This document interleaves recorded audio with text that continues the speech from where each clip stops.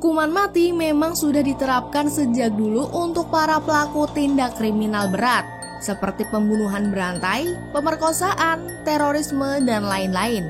Sampai saat ini pun banyak negara yang masih menerapkan hukuman mati bagi para pelaku kejahatan. Biasanya di zaman modern seperti ini, hukuman mati umumnya dilakukan dengan cara menembak kepala, cambuk, hukuman pancung, hingga hukuman mati dengan suntikan obat medis. Namun kalian tahu nggak sih kalau pada zaman dulu hukuman mati dilakukan dengan cara yang lebih sadis dan mengerikan? Kira-kira apa saja ya? Yang pertama, dengan cara direbus hidup-hidup. Hukuman mati ini berasal pada era pertengahan. Pada saat itu, masyarakat seringkali menghukum para pelaku kejahatan dengan cara merebusnya hidup-hidup. Kejahatan yang dilakukan pun bermacam-macam. Ada pembunuhan, pemerkosaan, hingga pemalsuan uang. Hukuman ini tentu saja sangat menyiksa. Pasalnya kematian tak akan datang secara instan, melainkan secara perlahan-lahan.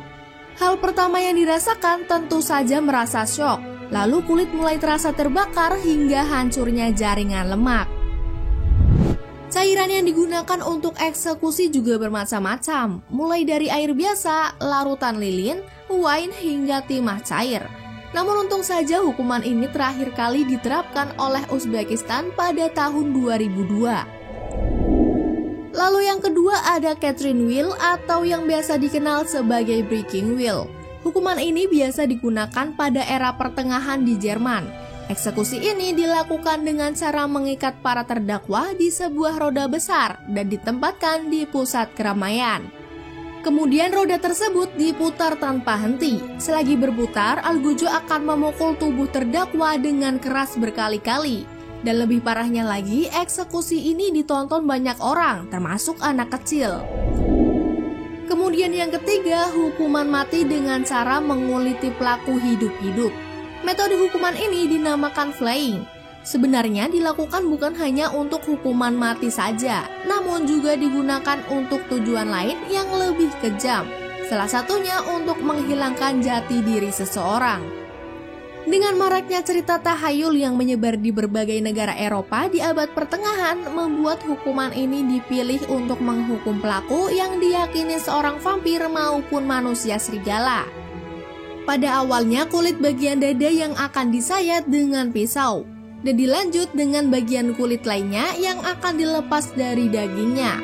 Lebih parahnya lagi, hukuman ini dilakukan tanpa obat bius dan pelaku dibiarkan meronta-ronta kesakitan. Lalu selanjutnya yang keempat ada skevism. Metode eksekusi ini berasal dari Persia kuno di tahun 500 sebelum Masehi. Di sana para pelaku kejahatan akan ditelanjangi dan diikat ke batang kayu atau sebuah perahu. Lalu mereka dibiarkan mengapung di danau begitu saja. Tapi sebelum itu, para pelaku dipaksa untuk mengkonsumsi madu dan susu secara terus-menerus sampai mengalami diare parah. Tak cukup sampai di situ saja, tubuh mereka juga dilumuri madu untuk menarik para serangga. Dengan begitu, mereka tak bisa apa-apa karena tubuhnya sudah diikat. Pada umumnya, pelaku yang mendapatkan hukuman skevism ini akan meninggal karena kombinasi dari gangren, yaitu infeksi jaringan tubuh yang sangat parah. Selanjutnya yang kelima ada The Rack. The Rack merupakan hukuman yang digunakan di negara Eropa selama berabad-abad. Itu mengapa cara dan alat yang digunakan pun berbeda-beda. Namun pada dasarnya The Rack memiliki tujuan yang sama, yaitu membuat persendian si pelaku terdislokasi. Orang yang mendapat hukuman ini kemudian akan diikat terlentang ke kayu hingga badan membentuk huruf X. Lalu setiap persendian akan ditarik dan di-stretch sampai si korban tak mampu lagi berteriak. Lalu selanjutnya keenam ada Brazen Bull.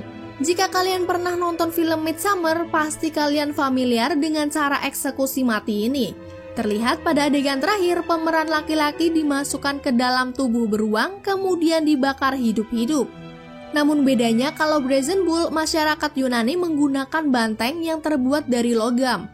Mereka lalu memasukkan si pelaku kejahatan ke dalam lubang yang ada di tubuh banteng dan kemudian membakarnya. Berikutnya yang ketujuh ada Mazzatello. Mazzatello adalah eksekusi mati yang diterapkan oleh sebuah wilayah di Italia bernama Papal States.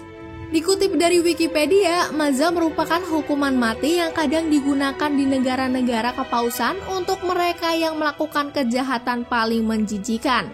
Penerapan hukuman ini terakhir kali dilakukan pada September 1806. Eksekusi ini dilakukan dengan cara menjatuhkan palu besar ke kepala pelaku. Dan karena tak langsung menghilangkan nyawa, maka eksekusi akan dilanjut dengan menggorok leher si pelaku. Hukuman ini memang bertujuan untuk menyiksa dan memberi pelajaran ke orang lain agar tak berbuat dosa.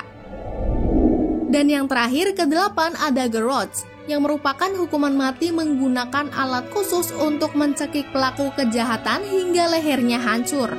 Eksekusi ini berlaku untuk pelaku yang melakukan kejahatan yang sangat berat. Misalnya pelaku yang memang terbukti melakukan pembunuhan berantai secara sadis. Dalam eksekusi ini, pelaku akan didudukan di sebuah kursi, dan akhirnya algojo akan memutar alat di belakang kursi tersebut dengan tujuan untuk mencekik leher pelaku sampai lehernya hancur. Karena hukuman mati ini dianggap sadis dan mengerikan, maka hukuman mati jenis ini dihapuskan pada tahun 1947 silam. Eksekusi mati ini pernah diterapkan di Spanyol selama 1,5 abad sebelum akhirnya dihentikan. Dan setelah itu, Spanyol serta beberapa negara lainnya yang dulu pernah menggunakan metode garrote menggantinya dengan metode hukuman tembak mati. Nah, itu dia 8 hukuman mati tersadis yang dulu pernah dilakukan. Dan bagaimanapun bentuk hukumannya, kejahatan sekecil apapun memang tak boleh dilakukan ya guys.